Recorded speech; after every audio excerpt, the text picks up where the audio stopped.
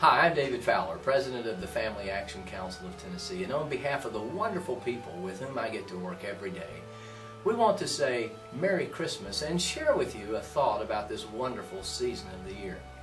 Have you ever read something while focusing on one part, not really paid much attention to the rest of what you've been reading? I have. Growing up, I read and in choirs many times sang those words with which we're all familiar from Isaiah chapter 9. For unto us a son is born, unto us a child is given. We're familiar with that part of the Christmas story and the prophecy concerning the coming Messiah, but I've often focused on just the words of encouragement and comfort that follow. That his name shall be called Wonderful Counselor, the Mighty God, the Everlasting Father, the Prince of Peace.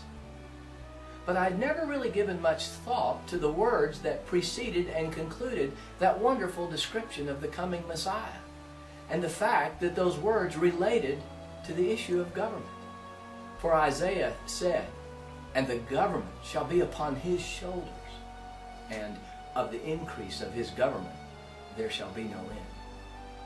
You see, I think we like to focus on the babe in the manger, because there Jesus is like us. He's manageable, and he would not appear to make many demands upon us.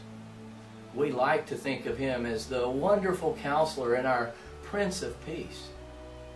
But if we fail to think of God and Jesus in connection with the issue of government, and if we believe that it's somehow a dirty thing with which Christians and people of goodwill should disassociate themselves, and I believe we really are trying to disassociate ourselves with a part of the very nature and character of God himself.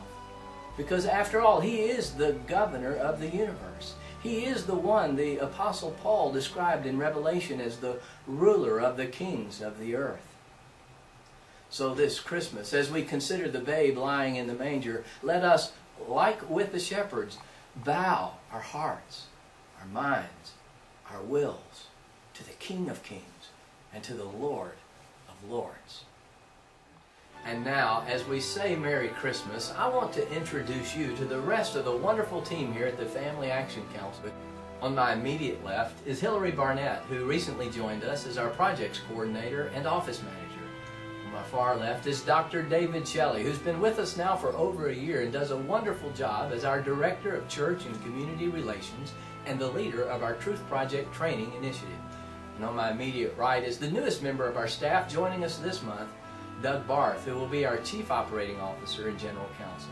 And now we want to say to you, Merry Christmas and have a blessed New Year.